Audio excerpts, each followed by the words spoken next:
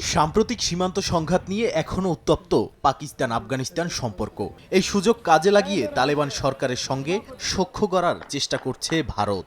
এমন পরিস্থিতিতে এবার ইসলামাবাদের সঙ্গে পানি নিয়ে বিরোধে জড়িয়ে গেল কাবুল। ভারতীয় গণমাধ্যমের খবর, কুনার নদীর উপর বাঁধ নির্মাণের ঘোষণা দিয়েছে তালেবান সরকার।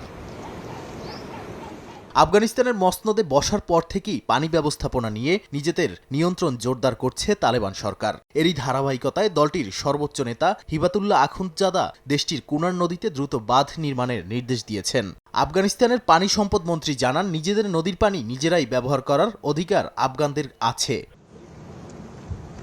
কুনার নদীর উৎপত্তি পাকিস্তানের খাইবার পাখতুনখোয়া প্রদেশে। সেখান থেকে প্রবাহিত হয়ে আফগানিস্তান পেরিয়ে ফের পাকিস্তানের সিন্ধু নদীতে গিয়ে মিশেছে। এই নদীর পানিতেই নির্ভর করে পাকিস্তানের ওই অঞ্চলের কৃষিখাত, এমনকি বিদ্যুৎ উৎপাদনও। দুই দেশের মধ্যে পানি বন্টন নিয়ে কোনো আনুষ্ঠানিক চুক্তিও নেই, যে কারণে তালেবানের এই পদক্ষেপ ঠেকানোর মতো কোনো আন্তর্জাতিক ব্যবস্থা নেই ইসলামাবাদের হাতে।